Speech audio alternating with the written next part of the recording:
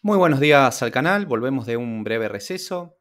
Hoy vamos a estar hablando de esta compañía, Hershey, que todos la deben conocer. Es la empresa fabricante de chocolates más grande de Estados Unidos, así que vamos a pasar al análisis. Bueno, esta empresa fue fundada en 1898 por Milton Hershey, por lo cual, bueno, ya nos da un dato de que es una empresa centenaria, lo cual es un buen dato. Las empresas que han sobrevivido a múltiples crisis hablan mucho de la solvencia y de la capacidad de resiliencia de la empresa. Esta empresa sale a bolsa, se vuelve pública en 1980 y cotiza en la bolsa de Nueva York bajo el ticker HSY, y en la bolsa de Buenos Aires podemos también encontrarla cotizando en forma de CDR a través del mismo ticker, HSI. La empresa viene con una tendencia alcista de muchos años, tuvo un furor allá por post aparición de la pandemia, donde también es verdad que se acompañó por los fundamentales que aumentaron las ventas. Pero bueno, actualmente a partir de lo que fue junio más o menos de este año, empezó una caída que aún se prolonga y lleva ya una caída de aproximadamente más del 30% de máximos que estuvo allá por mayo-junio de este año. Así que bueno, vamos a ver si esta caída lo deja en una posición donde representa una oportunidad de compra desde la inversión en valor. Recordá que si sos cliente de Invertir Online, podés acceder a nuestro servicio de asesoría vinculándote como cliente sin ningún tipo de cargo ni modificación de comisiones. Si te interesa y querés recibir más info, escribinos al mail que figura en pantalla, asesoresrgg@gmail.com. Bien, la empresa básicamente vende todo lo que es confitería, principalmente chocolate, donde es líder en Estados Unidos, y también tiene, bueno, un apartado, un segmento de snacks salados. Bueno, tiene marcas o comercializa marcas muy conocidas, no solo Hershey, también Kit Kat, Twizzlers. Bueno, tal vez acá no son tan conocidas, pero en Estados Unidos sí. Bien, eso por un lado. Los segmentos de ventas, bueno, lo que es confitería, chocolates, golosinas y demás en Estados Unidos representa el 80% de sus ventas. Y el snack salado de venta en Estados Unidos, el 11%. Y las ventas internacionales, la empresa también tiene un segmento internacional, o sea, vende en otros países, el 9%. Y acá vemos tal vez la primer pauta o la primer tip que hay que tener en cuenta. Bueno, la exposición es prácticamente en su totalidad al mercado de Estados Unidos, por lo cual, bueno, no tiene demasiado diversificación geográfica. Respecto a la cuota de mercado, en el mercado que trabaja Hershey, que es en Estados Unidos, es líder con el 33,5% de la cuota de mercado, seguida por el 26% por Mars. Mars es una empresa que no es pública, o sea, no cotiza en bolsa, es privada, por lo cual su siguiente competidor, que sí cotiza en bolsa, es Linde, con tan solo el 8%. Fíjense que tanto Ferrero, Nestlé tienen cuotas de mercado mucho más bajas, por lo cual podemos decir que la cuota de mercado del chocolate en Estados Unidos está principalmente distribuido entre Hershey y Mars, y ahí entre esos dos Hershey es líder, por lo cual puede haber, después lo veremos, cierta ventaja competitiva de escala. Y por otro lado, también aprovecho, bueno, estas son encuestas que se hacen de las marcas más queridas en Estados Unidos por el consumidor, y Hershey figura en la segunda posición, ¿sí? Por lo cual también le puede dar una ventaja competitiva por intangibles, ¿no? Por marca. Si pasamos al análisis del crecimiento pasado de la empresa, bueno, podemos decir que en los últimos 10 años la empresa ha crecido a un 4,27% anual y compuesto en sus ventas, y en los últimos 5 años, como les dije previamente, aumentó ese ritmo de crecimiento a casi un 7% anual compuesto. Si vemos los promedios anuales incompuestos de los últimos 10 años, vemos que también ronda alrededor de un 4,4% anual y compuesto. Y si vemos estos gráficos también a 10, 15 y 20 años, vemos que ese número se repite, ¿no? Entre un 4 y un 4,5% anual y compuesto de manera sostenida, lo cual para una empresa de este tamaño que siga manteniendo estos niveles de crecimiento es muy bueno de ver. Respecto a estos valores que hemos visto, si tuviésemos que proyectar a futuro un crecimiento, bueno, basándonos en que es un crecimiento estable y consistente, podríamos proyectarlo a futuro. Por un plano conservador, un 4% anual y compuesto, un 4,5% para un plano normal y un 5% para un plano optimista. Si vemos lo que espera la empresa, el guidance a futuro para este año, piensa crecer al 8% este año corriente 2023. Y si vemos lo que piensan los analistas para los próximos 5 años, sacando este año que sí coinciden con la empresa de que crecerá alrededor de un 8%, a partir del 2024 en adelante, bueno, lo mismo que los valores previos, ¿no? Entre un 4 y un 4,5% anual y compuesto. Por lo cual, proyectar esas tasas de crecimiento futuro me parece acorde y es lo que vamos a trasladar a la planilla. Ahora pasamos a los márgenes. Respecto a los márgenes, bueno, obviamente siempre lo comparamos con su principal competencia. Su principal competencia, como vimos, es Mars, pero Mars no cotiza en bolsa, por lo tanto no tenemos acceso a sus números. Por tanto, ponemos al siguiente máximo competidor, que es Linde, ¿sí? Bueno, si vemos los márgenes netos, en promedio los últimos 10 años, la empresa tiene un margen neto del 13%. Y vemos que en los últimos 5 es del 15,7%, por lo cual han podido mejorar el margen neto. Con respecto al margen de flujo de caja libre, lo mismo. Tiene un promedio en los últimos 10 años de alrededor del 14% y ha logrado mejorar de manera sostenida los últimos 5 años a casi un 17% de margen de flujo de caja libre.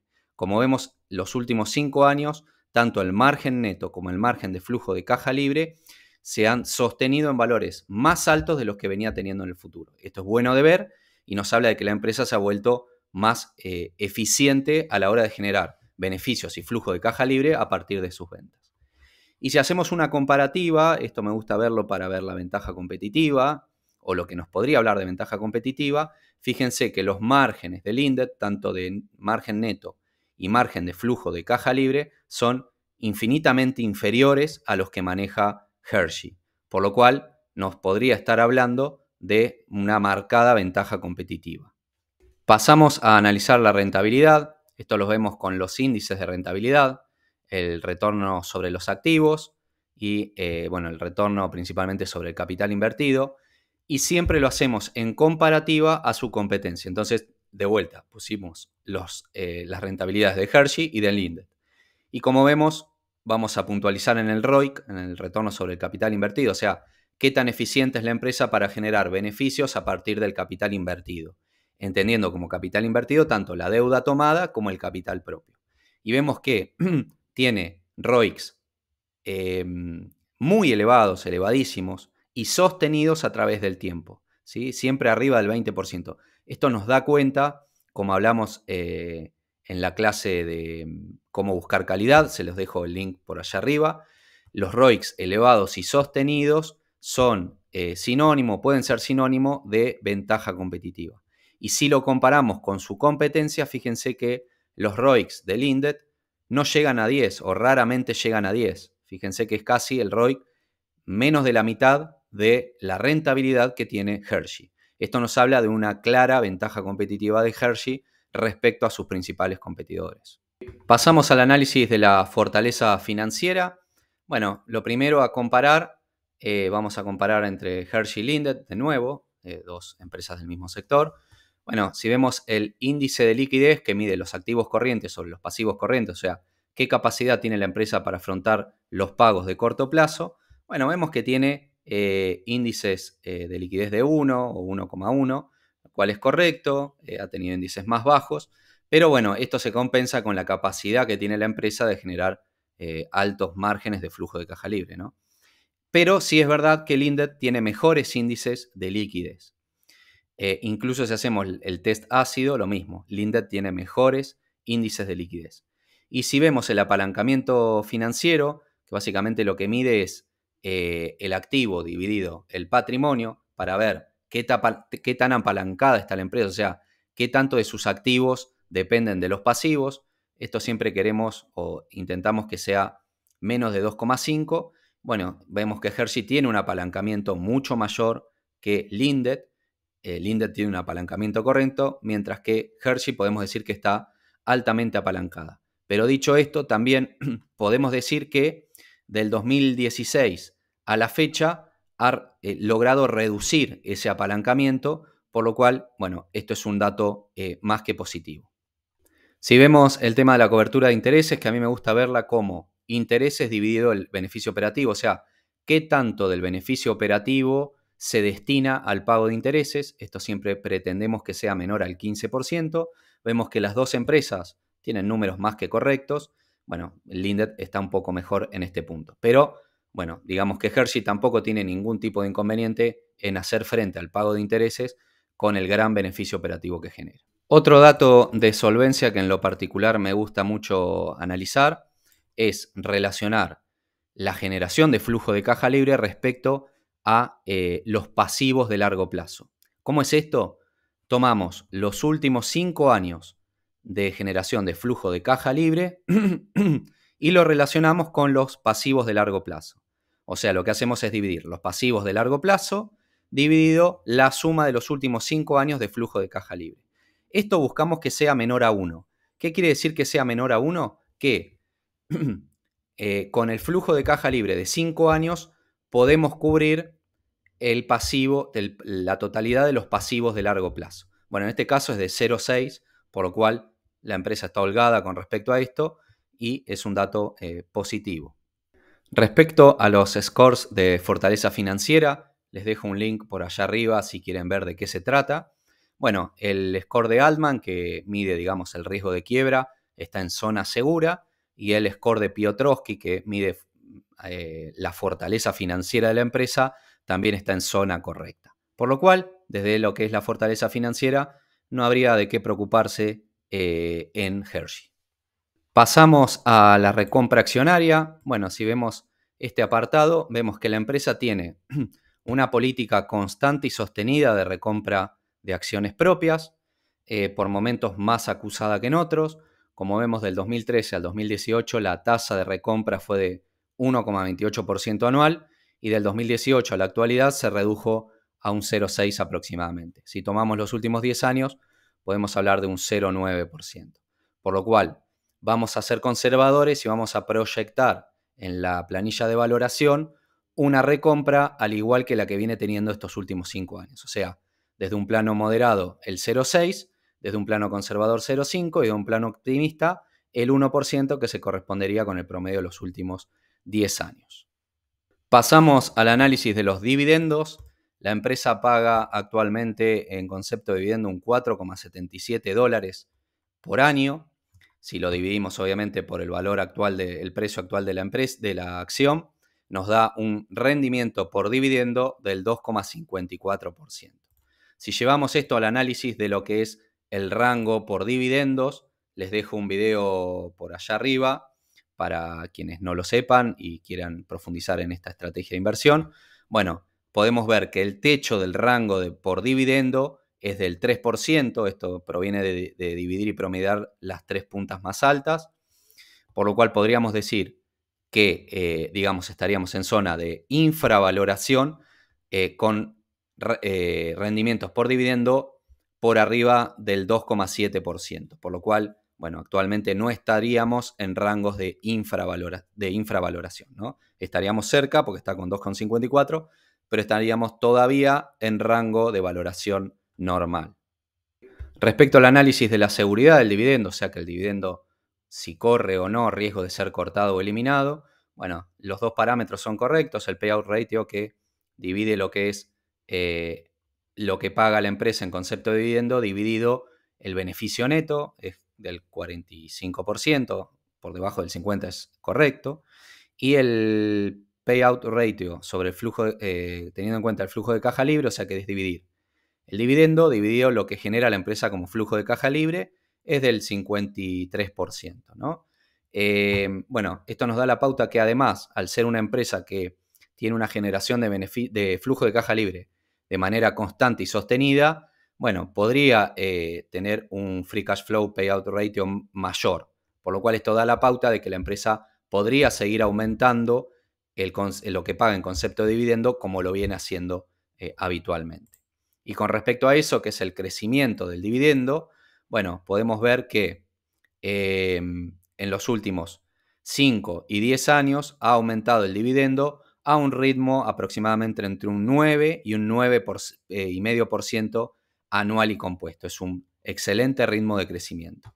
Acá lo podemos ver gráficamente y vemos que en los últimos 5 años aumentó un poquito el ritmo de crecimiento del dividendo, como les dije, porque también aumentaron las ventas y aumentaron los beneficios y el flujo de caja libre que genera la empresa, ¿no? Bueno, hace 14 años que la empresa viene aumentando ininterrumpidamente lo que paga en concepto de dividendo.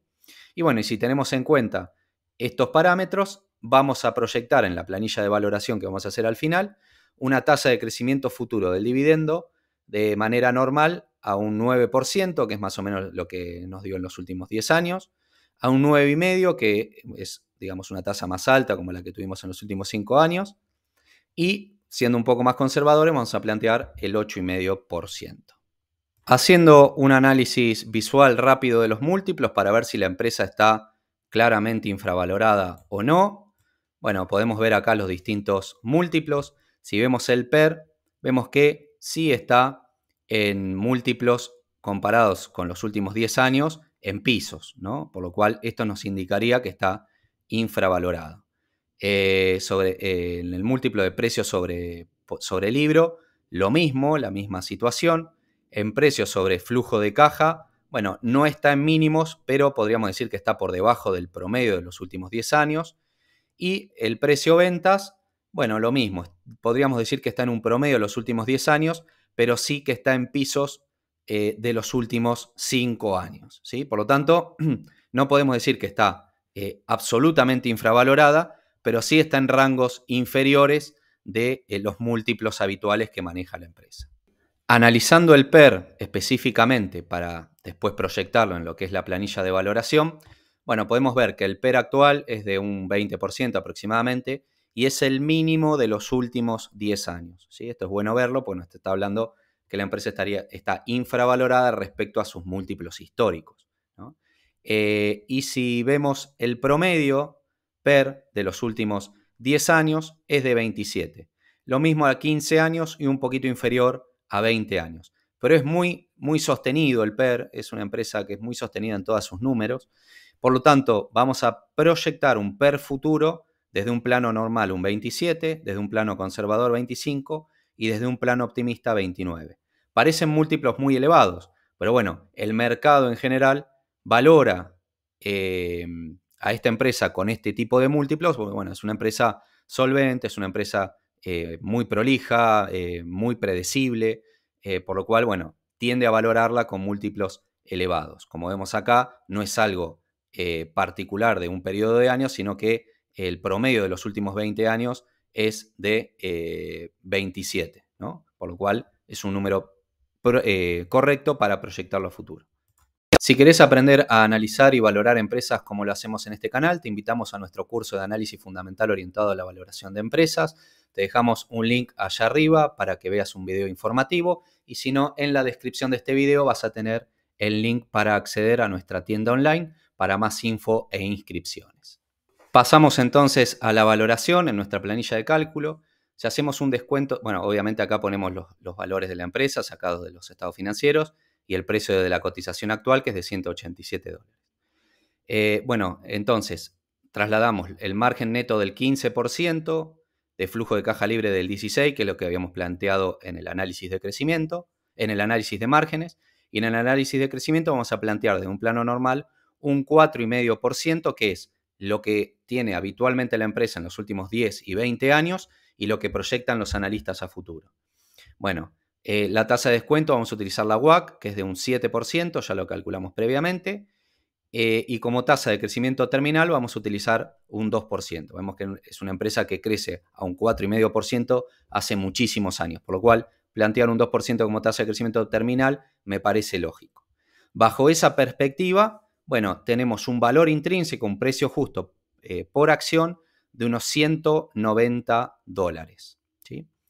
Si vamos por el otro lado a lo que es la proyección de beneficios, bueno, vamos a plantear una tasa de recompra del 0,6%, que es lo que tuvo como tasa de recompra promedio en los últimos 5 años, un PER proyectado a futuro de un plano normal de 27, que es el promedio que tiene la empresa en los últimos 10, 15 y 20 años, y bajo esa perspectiva, bueno, a 5 años la empresa tendría que estar cotizando a $282, por lo cual tendríamos una rentabilidad por revalorización del papel del 8,5%. Si a esto le sumamos el rendimiento por dividendo, que obviamente le pusimos un crecimiento anual y compuesto a futuro del 9,5%, bueno, podríamos decir que tendríamos un retorno total potencial por proyección de beneficios y dividendos de alrededor de un 11% anual y compuesto a 5 y a 10 años. Bien, dicho esto, bueno, evidentemente no me quedo conforme con este margen de seguridad de tan solo el 2%, ni tampoco con esta rentabilidad del 11%. Siempre buscamos un margen de seguridad al menos de algún porcentaje acorde y un retorno esperado o potencial mayor del 12 o 12,5%. En este tipo de empresa, que es solvente, es predecible, que tiene una generación de flujo de caja libre muy certera y sostenida, bueno, no le vamos a exigir un 30% de margen de seguridad como les exigimos, por ejemplo, a una empresa de tecnología, con mucha más incertidumbre, en tecnologías que cambian año a año. Bueno, estas son empresas predecibles, ¿no? En 10 años seguramente la gente esté comiendo chocolate, al igual que lo hace hoy en día. Por lo tanto, le vamos a exigir un margen de seguridad menor. ¿De cuánto? Bueno, en lo particular, para este tipo de empresas de consumo defensivo, líderes con gran ventaja competitiva, con un 15% de margen de seguridad, me siento cómodo. ¿En qué valores podríamos tener un margen de seguridad del 15%? Bueno, a $160. ¿Sí? Si pagamos $160 o menos, tendríamos un 16% de margen de seguridad con respecto al valor intrínseco y además, si evaluamos el retorno potencial a futuro, bueno, tendríamos alrededor de un 12% tan solo por la revalorización del papel y entre un 13 y un 15% si tomamos en cuenta también los retornos por el dividendo. Y además de este dato, a $160, fíjense que el rendimiento por dividendo nos quedaría del 2,98%. Si nos vamos al análisis del rango por dividendo, estaríamos cerca de ese 3%, que es el techo de infravaloración en el análisis del rango por dividendo. Por lo cual, me parece que esos $160 o menos coincide con esas 3 tipos de valoraciones que tenemos. Como conclusiones, bueno, es una empresa líder en su sector con una clara ventaja competitiva, como lo vimos a través de sus ROICs y sus márgenes superiores a la competencia. En lo personal creo que es por un tema de escala y además por intangibles, por marca. Es una empresa que tiene una generación de flujo de caja libre predecible, estable, sostenida. Está además en un sector que, bueno, es de consumo defensivo, por lo cual, bueno, obviamente dentro de lo que es una posible recesión, son empresas que se mueven muy bien o que, digamos, pierden ventas o volúmenes de venta mucho menos que el resto de las empresas. Además presenta un dividendo creciente y seguro y que además presenta cierto margen para seguir creciendo. Y bueno, desde lo que es la valoración, su precio justo calculado, entonces determinamos que era de unos $190. Propusimos para este tipo de empresas sostenibles, estables, predecibles, de un 15%, por lo cual un precio interesante, objetivo y de entrada sería los $160 o menos, donde tendríamos un 15% de margen de seguridad, un retorno total por revalorización de papel y por dividendos de alrededor de un 14 o un 15% anual y compuesto, y además si lo evaluamos por la estrategia de rango de dividendo estaríamos en el techo de infravaloración, por lo cual esos $160 me parece un precio interesante como para tener en cuenta. El precio actual de la acción es de unos $187, por lo cual estaría cotizando alrededor de su precio justo y para llegar a esos $160 debería caer entonces un 14% adicional para que esté cotizando ese precio propuesto de $160. Así que bueno, los dejo con esta conclusión. Obviamente esto no es una recomendación de compra ni mucho menos, esto es a mero objetivo educativo. Y como siempre, si les gustó, si les interesó, por favor dejen un like, comenten algo, compartan, que es así como seguimos creciendo y seguimos pudiendo traer este tipo de material. Nos vemos la próxima.